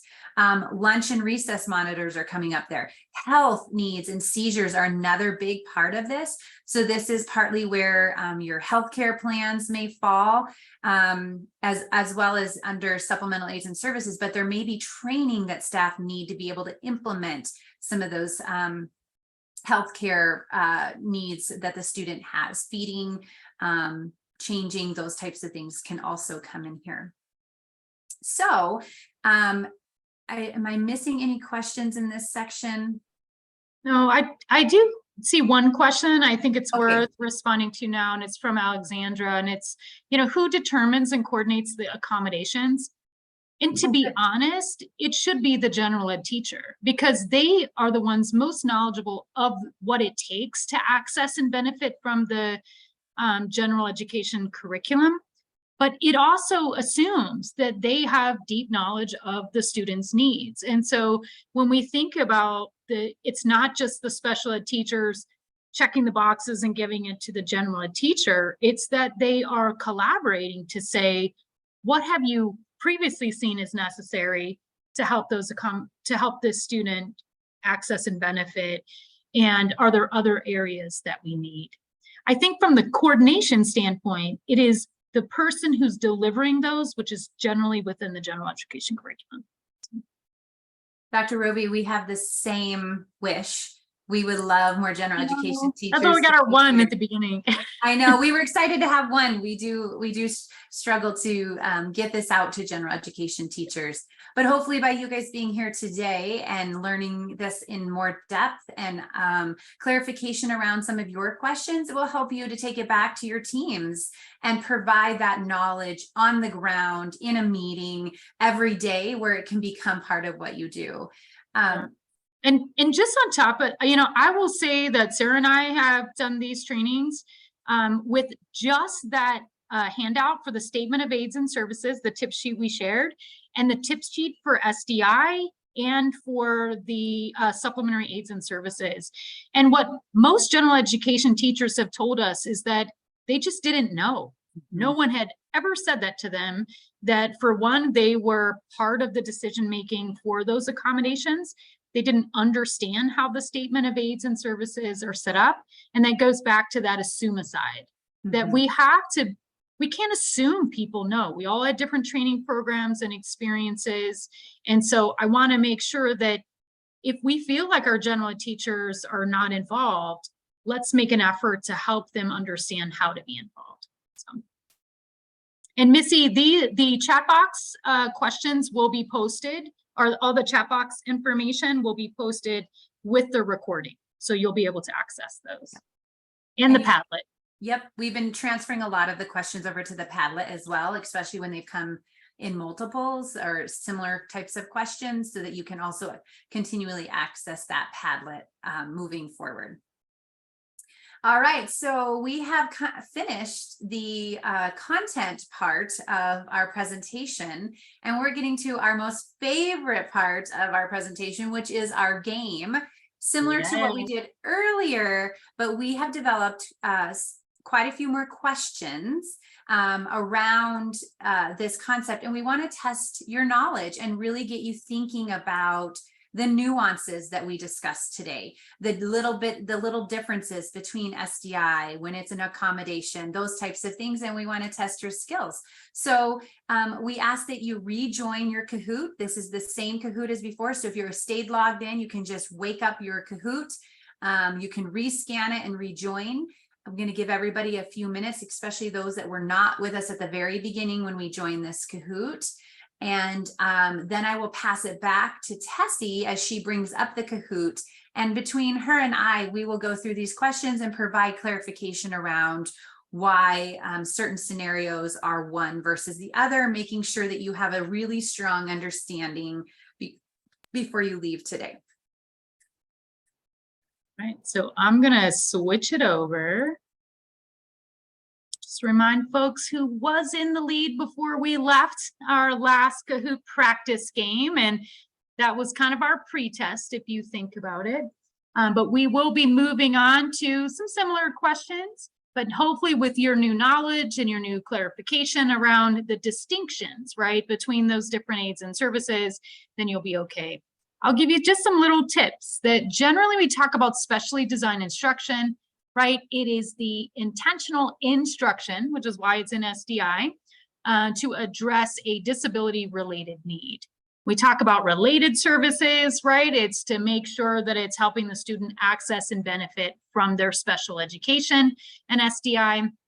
And it's the supplementary aids and services, right? Are those to help the student access and benefit from the general curriculum. And I will say, you know, access has generally been what the focus of IDEA was.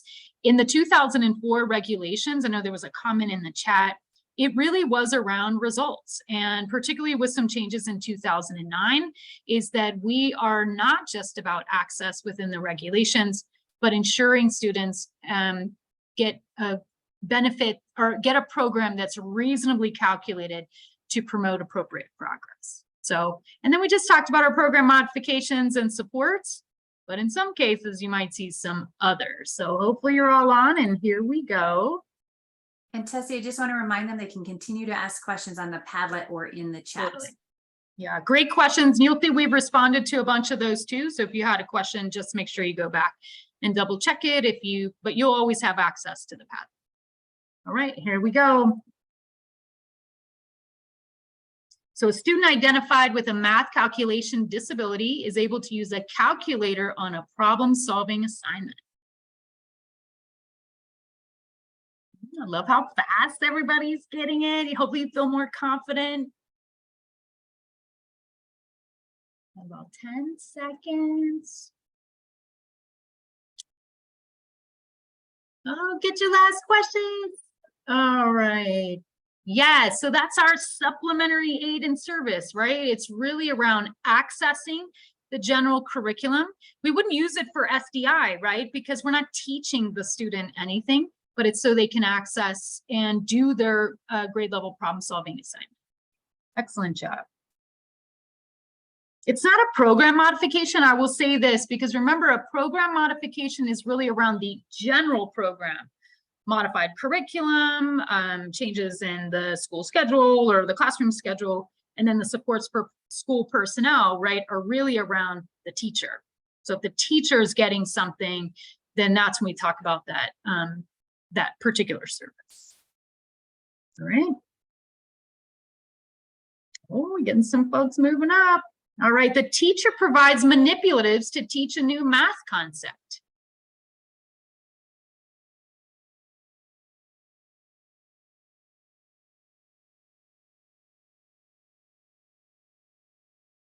Just know you get more points the quicker that you respond. So that's why you'll see some folks, even though you got it right, they may move up faster because they did it quicker. Ooh, in this one, it is actually other. And I think the big thing here is just because the teacher is using something like manipulatives, maybe for teaching a general curriculum, or how we might use manipulatives in first or second grade to teach math concepts, There's nothing in here that's about teaching the student, an individual student with a disability. This is generally just doing good teaching instruction. So it's a little bit of a tricky one, but that's why it would be considered other. I think the fact that some of the services and aids that we provide to a student with a disability to address a disability related need looks like stuff we might use with other kids can sometimes be confusing. And in fact, if you're using a tier 2 intervention that meets the SDI adaptations that the kid needs, you could use that intervention, right? It's not the intervention that's SDI, it's the way your district has chosen to deliver that SDI. But this is just a good teacher using manipulatives to teach math. Oh, Emily, Klein has moved up. All right, here's your next one. Student is taught how to use manipulatives to address an organizational deficit identified in the evaluation report. Crossing my fingers on this one. Oh, super fast responses from folks. I'm loving the confidence. Got about 10 seconds, some stragglers coming in. Oh, do it. Yes, I love that giant bar. This is really specially designed instruction, right? We're teaching the student something that's going to help them address a disability related need, right? They struggle with organization. I'm going to teach them something that will help increase their ability to be more independent because of that need. Great job. All right. Oh, people moving up. Remember to do it fast. Here we go. Student uses a calculator to complete grade level assignments.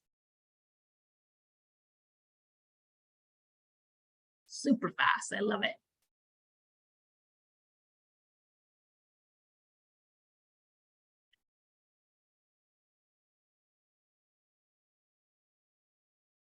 Get your last answer in. Oh, some of you got that right. This is not a student with a disability. Any kid could probably use a calculator. I know my kid uses a calculator, not because of their disability, but because, I don't know, they're just teaching math, and the concept the teacher is teaching is something that doesn't require kids to be proficient at math. So any kid using a calculator is not an accommodation under IDEA. Remember, it has to address a disability need, right? So if I have a reading disability, I wouldn't see a calculator as a supplementary aid and service in the IEP if there's no math need. Oh, we're moving up. All right, here's the next one. A student with a disability requires travel services to and from school.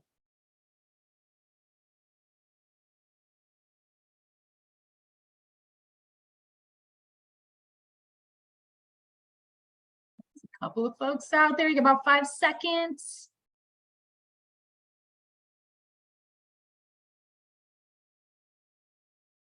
Excellent. Yeah, this is a related service. And in fact, this is the first related service that's listed in the definition of related services.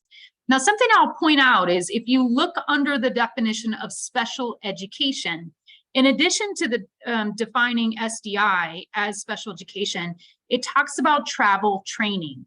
So if you think about the special education as travel training, generally for an individual with, you know, in transition with significant disabilities, this related service of the access to travel makes sense, right? It's helping them sort of benefit from their special education. Great job. Ooh, Alex is on fire. I love that. All right, a child with LD who reads 2 grade levels below expectations is provided a peer tutor to access grade level materials. Super fast responses. Love that confidence. Oh, I got about 7 more. Get it in there, push something.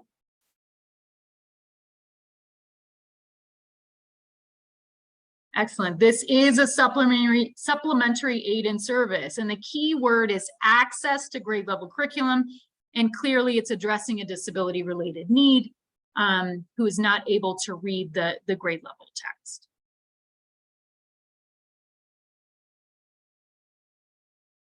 Okay, here we go. Student is provided a shortened assignment aligned to grade level standards. This actually came up in our chat box discussion.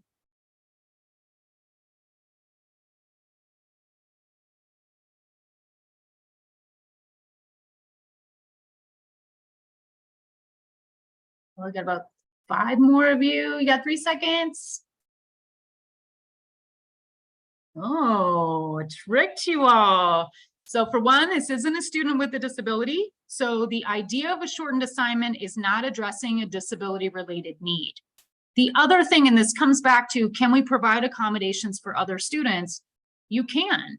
If I showed up late for class and I need a shortened assignment, but I still want to show the teacher proficiency, I can do a shortened assignment. It doesn't necessarily meet the requirements of a supplementary aid in service, right? So this idea that it has to address a disability-related need that's preventing the kid from accessing and benefiting general curriculum helps us really understand, is this a supplementary aid in service, or are we just making a little bit of a change for the students so they can get the work done because they've been out of school, right? They're an athlete and they didn't have time to do the whole assignment.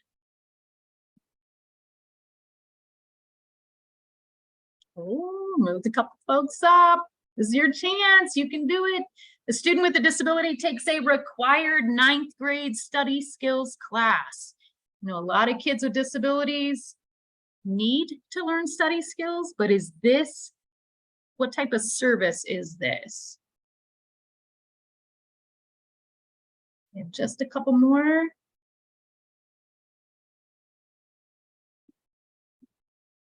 Yeah, nice job, right? Just because they have a disability doesn't mean everything we provide is considered an IDEA service. Remember, every kid is a general education student first. Some kids need special education services in addition to those general education supports or to access. So taking if my school has a required study skills class, that's a benefit for everybody. The student with disabilities will also get that general ed benefit.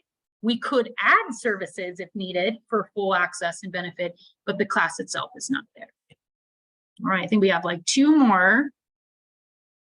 All right, here we go. The student with attention issues is explicitly taught to independently use a self-monitoring strategy across multiple settings.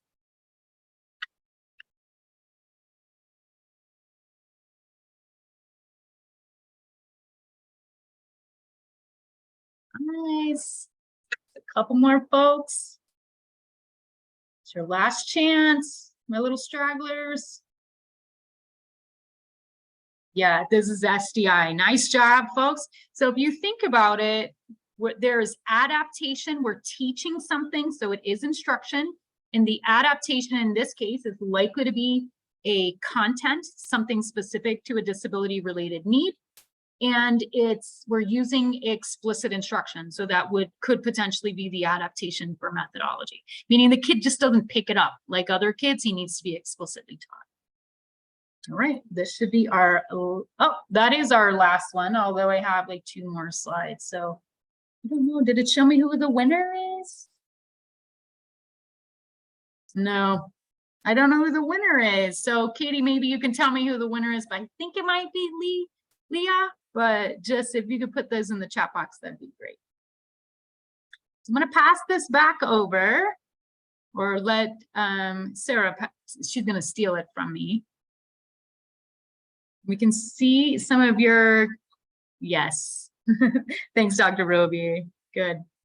Well, and these are things we actually have. If you're doing teaching for folks, we have some access to some Nearpod courses that get these, you know, sort of activities, make some fun to help us really talk through the nuances of the services. And I think it's when we feel confident in being able to say, yes, this is the specially designed instruction this student needs. It helps us craft an IEP that's much more reasonably calculated than hoping we did it, you know?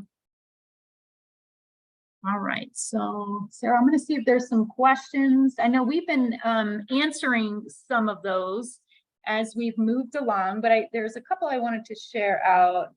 Okay. I was gonna say, if you have any additional questions, any additional clarification you wanted to ask us, we're gonna take a couple minutes before we do our closing and share out some additional resources for you. Yeah, and I think there was a question earlier that was just before the break, and I promised I would go back and then I completely forgot about it. But it had to do with how do we know what type of accommodations or modifications a student might need. Mhm. And I had shared earlier around that process with the orange and the green that, you know, going back and forth. To be honest, that's the way we look at the accommodation needs for a student. So teachers will try something, they'll talk to the student, they say, well, how did that work? They'll monitor the extent to which it increased the access. And then if it doesn't, then they'll change it. When we identify an accommodation or instructional modification as necessary for the student, that's when we'll end up ensuring that it is listed in the supplementary aids and services. So I forgot about that. I wanted to go back. So there's a question now from Patricia about what's some strategies that we have used in Progress Center to help suggest this shift in mindset with our general education teachers to help them better understand these concepts and their involvement in the process. Yeah, I love telling this story. So I did a training where we asked a general and special education teacher working with the same student with a disability to attend a training within a school district. And we kind of did what we did today, where we took just the tip sheet for the statement of services and aids, and we went through it. And the number of general ed teachers who were like, oh, I didn't know that. But when we got to the supplementary aid and service tip sheet, and we started talking about food, the questions that we received were like, wait, I can tell you which accommodations I think the kids should have. And it was very eye-opening for the special ed teacher in that partnership, because the special ed teacher assumed the gen ed teacher knew, and the gen ed teacher, to be honest, assumed that they were just going to be told what to do. And I like that Patricia says there's definitely this message of being engaged. And the biggest aha that we had in one of our trainings is a 25-year veteran said to me, I have had kids with disabilities in my classroom for over 25 years. And until today, I thought my job was just to show up to the IEP meeting and sign it. And it wasn't that that was explicitly communicated, but it was the way the communicated had occurred over the period of time that made the general ed teacher assume that was their role. So giving time to reflect and understand it, and understand that this is a general education student and special ed is here to help this kid get his maximum access and potential. Let's work together to do that. Yeah, that's right, Patricia. When they're trained in the same, on the same things. And I think a lot of times we just do different training. General ed gets its training, special ed gets their training. And sometimes we're preaching to the choir, and the choir needs like people in the audience to also be part of the experience. Ceci, there's a question that was up just a little bit further than that. And they were asking about when specific to a 504. So they know accommodations can be in a 504. They're asking if modifications services are appropriate. So generally, if a modification is needed, the student likely needs something that is beyond the accessibility requirements that are afforded under 504. In 504, you can provide related services. A lot of people don't, but related services are an allowable service that are covered from general funds. And then it's about access. And when we get into modifying it, and Sarah sort of alluded to this earlier, modifying implies that we're changing the expectation. And that's not what 504 is about. So if a kid needs a modification, they are likely needing some other specially designed instruction so that they no longer need that modification if it's feasible in light of the child's circumstances. So hopefully that helps.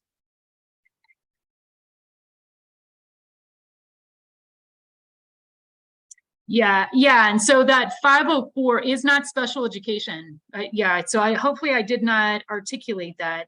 you can provide related services under the Act, and you can provide accommodations for accessibility, but it is run under a completely different federal program, kind of like language services for kids who are second language learners.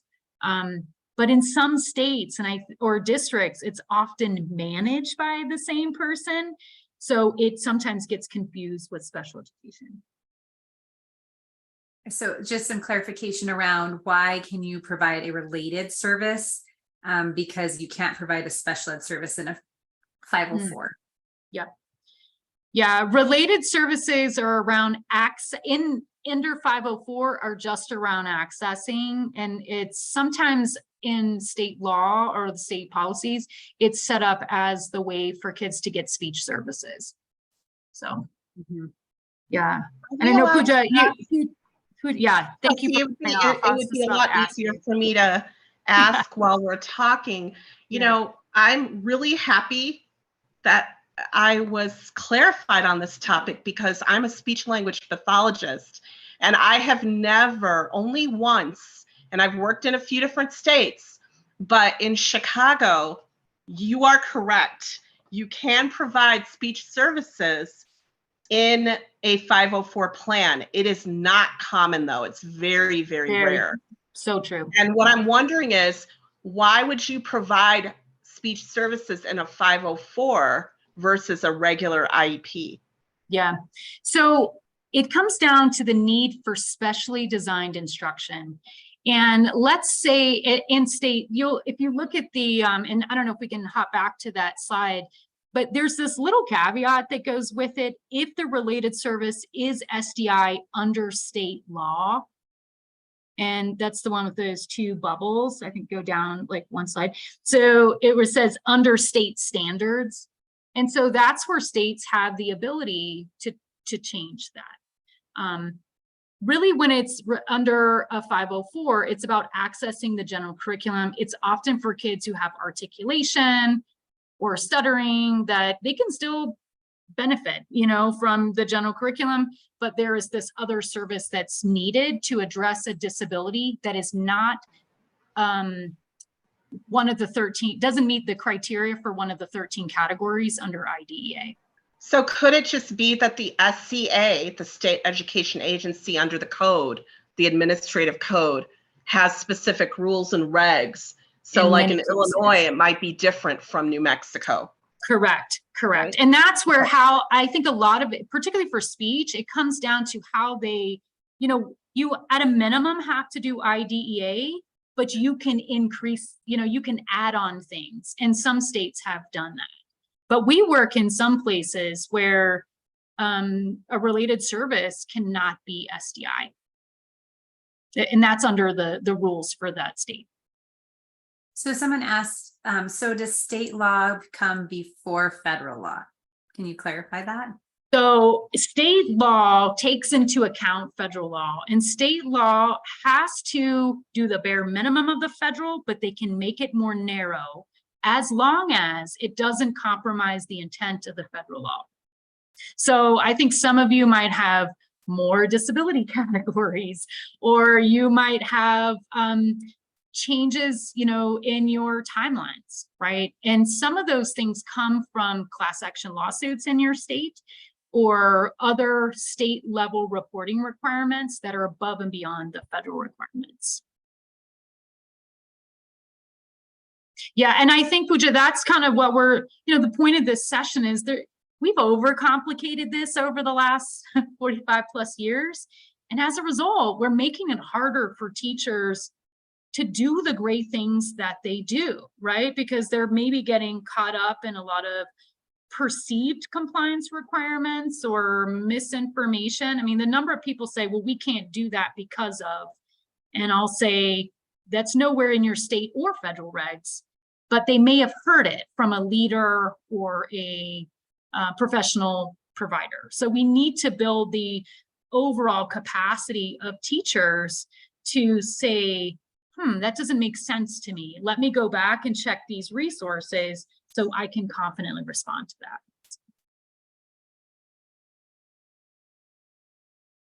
Yeah, and something else about the IEP is the IEP, in a sense, overrides a 504. So, and we've seen this come up in recent, there's going to be the reauthorization or amendments to the 504, is that if you have an IEP, you're automatically covered under 504. So, and I think that confuses people as well. And the reason is because your supplementary aids and services meet the requirement plus. So So I don't I see know any we just have question. a couple of minutes, so I'll leave it to Sarah or Alex if there's any I'm going to last turn it one. over to Alex to do our wrap up. Great, thanks. So some quick points as we close today's session. To recap what we discussed today, the statement of aid, services and aids is made up of 4 parts. So special education supports progress and benefit in the general education curriculum. Related services support the special education services. Supplementary aids and services support access to the general education setting and curriculum. And then finally, program modification and support for school personnel help ensure that schedule meets the program needs and that staff have the training and knowledge that they need to carry out the programming for the student. And we have included the tip sheets throughout the presentation in the chat in case you need refreshers on any of these. And if you would like, we would love to stay in contact with you after the conclusion of this conference. So you can stay up to date with the Progress Center, sign up for our newsletter on our homepage at promotingprogress.org, or follow us on Twitter and Facebook at K12 Progress. So make sure to sign up if you haven't already done so. And then just as a quick disclaimer, the material that we presented today was produced under the U.S. Department of Education Office of Special Education Programs. The recording from today's session will be put up on our Progress Center website so that you can refer to it at a later time. So look out for that over the coming days. And we just thank you all so much for joining us today. We hope that you found this material helpful